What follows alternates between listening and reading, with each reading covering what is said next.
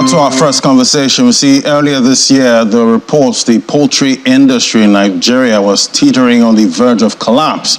With the Naira redesign policy, rising prices of maize and other matters weighing on the price of eggs to consumers. Consumers having to pay so much for eggs, but we see the producers were even having to pay so much to get most of those products out. So joining us now for this conversation is Engineer Idowu Ashenuga, Chairman, Poultry Association of Nigeria, Ogun State, joining me right here in the studio. Good morning. Great to have you. Yeah, good morning, Ladi. It's a pleasure to be with you once again. It's great to have you. And definitely, before the show started, we're making reference to 2023. So it's been an incredible year.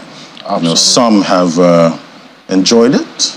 Some have gotten the bitter stick, of 2023. And looking at your industry at this time, we've had from cash scarcity in the first quarter of 2023, which seems to be creeping up again, gradually at this time. Weak demand for eggs. It looks like 2023 was a tough year for your industry. Ladi, to say tough is an underestimation. I think I need a bigger word. Absolutely. It's an absolute disaster for us in the poultry industry in Nigeria. And unfortunately, from the indicators that we're seeing, things does not seem to be getting any better. Of course, from the Naira redesign situation in the first quarter, that brought us to our knees completely, because most of my members became charity organizations. They were giving out eggs for free, something that was costing them so much to produce. And of course, the effect of that, as we're just about to recover from it, then came the subsidy removal. And I can recall very vividly, around July, August this year, one of our key inputs, which is maize, went as high as 700,000 naira per ton. The honest truth is, at 700,000 naira per ton for maize, it is just impossible for you to do poultry business. And most of our members had to downsize. For me personally, I have to reduce 60% of my stock, lay off my workers, and of course, I have bank facility that I need to pay. And the honest truth is, you cannot even project anymore. You can't say, okay, this is what 2024 is going to look like. And our inability to even plan or forecast or even prepare cash flow projections that can be reliable is making a complete mockery of the entire poultry business. And unfortunately, when I looked at the budget of Nigeria, for 2024, it shows very clearly that either government is clueless or insensitive, or they are not just in tune with reality. Because to budget 262 billion for 223 million people, of which only 252 billion of that value is for capital expenditure, means it's either government is clueless, insensitive, or completely out of tune with reality.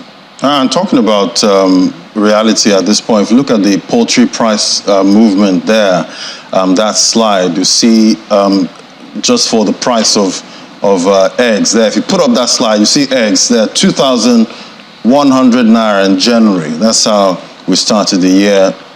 December, fast forward, 2,400 naira. That's about 14% up, and consumers having to, deal with this at this point. Live broiler, that's up about 11%. Dressed broiler, 2,500 from 2,000 naira in 2023. Well, let's look at your inputs. At this time, let's look at the inputs. You can move the slide to the inputs now. Let's see what the average farmers had to put in at this point. So let's look at feed now. See the layer feed, 10,500 from 6,450 in January, is up 63%. That's what you feed the birds. Absolutely. At this point. So how have you been able to You see, Laddie, the honest truth is most of us operating the business today, as far as I'm concerned, is like we are charity organizations. Okay, because it's just barely impossible for you to make profit.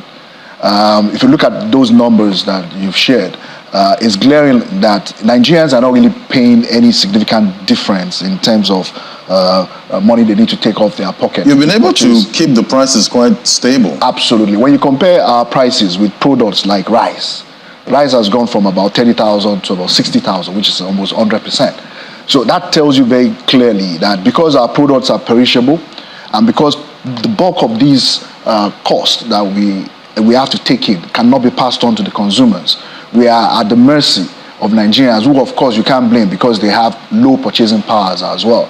So that is the scenario, and that is why for our own industry, there is a need for government to look at us in a special manner and see how they can quickly intervene, because that sector of the livestock value chain is on the brink of collapse. And looking at the 43 items that were made to access the forex market this year, after the ban, for many years, I know maize and corn are part of those 43 items that can now get forex now to import. Like you and I know, is forex accessible?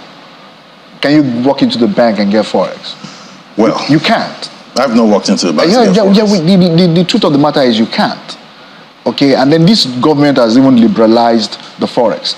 But is there any change, with unbanning those items? There's no change, laddie. And even to bring maize into Nigeria, first, the international market price is not friendly either. It's about $250 US. When you look at the devaluation in Naira, which in this year alone, the value of Naira has been bleeded by about 500 Naira. So when you look at that, and then you look at the landing cost of the maize you're importing, it's still almost the same. So importation is no longer a viable option. 2-3 years ago, of course, what we usually use to checkmate the local prices when they begin to go up is import. But today that is no longer possible. And to worsen the situation, laddie, today Nigerian maize is filtering into the neighboring countries. And some people are even looking at possibility of exporting. And the same thing goes to soya. Our soya is being exported while there is food insecurity in Nigeria. So government, I don't know, maybe they are just completely clueless. In a situation whereby your people cannot feed, there's a need for you to ban outrightly the exportation of those products. I know Dangote mentioned this last year, to President Buhari, and there's an urgent need to ban the export of maize and soya from Nigeria, because we don't even have adequacy in those two commodities, and we are exporting. And what is driving export is the devaluation of Naira. So when you look at the situation, that policy cannot give any significant impact, because one, forex is not accessible. There's no longer the CBN window where you get forex for 450 while the black market is 750. All of those windows have been closed by this new administration. So there's really no serious impact. Because I remember I saw headlines earlier. Countries like Egypt and India banning export of onions. Yes. Any serious government, laddie, the first thing you need to, when you look at the SDG goals, it's not mockery for them putting zero hunger at number 2. After poverty reduction, which is number 1, the next thing is zero hunger. Because I'm a Yoruba man, and there's a adage in Yoruba that says that once you remove food insecurity off the table, you've reduced poverty significantly. Okay, so in the case of Nigeria, the focus on food, and food and nutrition is almost unavailable. Government is not paying any attention to food, both at the federal, at the subnational, and the local government. At the local government level, food and nutrition policy implementation is even zero. That's how bad the situation is. But I know earlier this year, the president did take some actions, regarding food supply. We know some farmers got grains, at some point. Laddie, for you, haven't you received any grains? Laddie, the emergency declaration on food that the president did, it's a drop in the ocean. And let me put this into perspective. Ogun State is the largest egg-producing state in Nigeria. Okay, my governor gave the entire association 200 metric tons of maize. This is something that a single feed mill in Ogun State will use in a day. That's a drop in the ocean. Okay, even the Buhari administration, as bad as we could say they were, okay, in 2021, the CBN had to come in and intervene, okay, by giving the Poultry Association about 30,000 metric tons of maize. That is what we're talking about, not 200 metric tons. So the leadership of the CBN, the former leadership of the CBN, were able to come through. Yeah, they came through. They came through, although not very significantly, but it was still better than nothing, though. Because my state I know we got about 1,300 300 metric tons, okay, of maize as at that time. So talking about food security, emergency on food insufficiency, and then you're giving me 200 metric tons of maize. Come on, that's a drop in the ocean. So at this point, you're telling me that this government, it's been barely how many months? 7 months. Time, about 7 months. Yeah. You've not seen any, movement, towards your industry, even from the subnational level. You did mention Ogun State. Okay, that for Ogun State, my governor budgeted 14 billion for agriculture in Ogun State. That is 2% of his budget. When you look at the Maputo Declaration, which was done about 20 years ago in 2003, Nigeria is signatory to that declaration, and they all agree that 10% of the national and subnational budget should go to agriculture. The federal government did about 1.13% in their 2024 budget.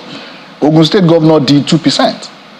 And then I saw my governor with Sheung last month bragging that Ogun State is the largest egg producing state and chicken. But then I've not even been able to see him to sit down and see how we can discuss the national policy on food and nutrition. But your association, have you been reaching out to most of Of course, we've reached out, but then I've not been able to sit down with my governor and his agricultural team to discuss poultry in Ogun State. That's how disconnected governance is from the private sector. And we are the drivers of the economy. We provide employment. Contrary to that, Ladi, it will shock you that I've been getting reports from my members that the Ministry for Finance in Ogun State has been chasing them around and threatening them with closure of their facility when these people can barely make profit and are almost running a charity organization. We're not making profit, and you're still chasing us. Because of some of the loans that... absolutely. The loans are there. Now, Ladi, let me put it into perspective for you. If you need to move a truck from the north, okay, to Ogun State, for instance, you need 1.6 million naira for a 30-ton truck. Off it, that's about 50 naira, okay, on every kilo of maize that you want to bring in. That's 50 naira gone. That's what we're talking about. But this government is just 7 months old, and definitely this government is dealing with a lot, right now. But not to say that food is not important, because at the end of the day, we all need to eat. Ladi, should we give them some time? Ladi, you said you declared emergency. Yes. What does that mean? That means there's crisis. Okay? So if there's crisis, I want to see you put your money where your mouth is. Okay? If there's crisis in a sector, and then the Ministry of Budget and National Planning, who are the custodian of the national policy on food and nutrition, it's under their purview. Okay? And then they are budgeting 362 billion for agriculture. And they are budgeting 3 trillion for security. And they are budgeting 1 trillion for education and for health. If you eat good diet, Ladi, you wouldn't need to go to the hospital. You barely need to go to the hospital. Because definitely, you understand? Because everyone is trying to get more spending when it comes to education and agriculture at this point. You want to see more. You see, when you feed well, Ladi, you feed well, you place yourself on balanced diet, you'll be healthy. I remember when I was going to primary school, in Chrisland and Okwebi stuff. I look forward to going to school because they give us fan milk, they give us pop-off, they give us serious meal in school. I look forward to going to school every morning. But today, you can't find that happening. The average school people, they have nothing to look forward to for going to school. Okay, Ladi, I'll tell you, I'm doing some CSR in my own little space. I give the school people around my community egg every Tuesday. Every Tuesday, that is when you get the highest enrollment in the school attendance. Because every child wants to take that egg. People take food seriously, definitely. The stomach infrastructure is very important. We can't, deny that. But at this rate, yes, what would you like to see? Policy recommendation going into 2024 at this rate. And if we continue at this rate, where we are right now, what are you seeing in 2024? Ladi, if you can just put up that one of the slides that I shared with you, where you see the policy, framework for food and nutrition in Nigeria. Right. It's one of the best in the world. I was doing my research and I was like, okay, is it a policy problem? And then when I checked and I looked around, I found out that Nigeria has one of the best food policies in the world. Okay, and there is a National Council on Nutrition at the presidency, and they are supposed to meet biannually. The question is, are they meeting? If they are meeting, what are they discussing? Because we can't see traction.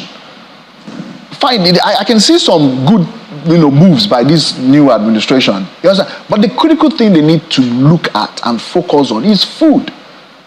Nigerians are hungry.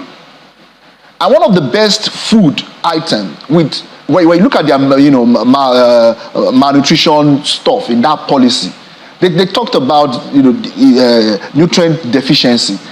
And egg is a complete meal. It has the essential minerals, it has vitamins, it has protein, and it has the cognition input that will help the school pupils to improve their memory.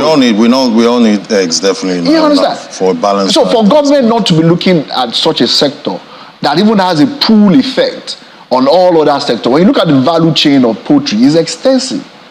We are the key drivers for the maize producers. We are the key drivers for the soya producers. We're one of the key drivers for the wheat producers, because the wheat over, that is left out of their flour production comes to our industry. So we pull a whole lot. The feed millers, they produce feed for us. The hatchery operators, they produce day-old chicks for us.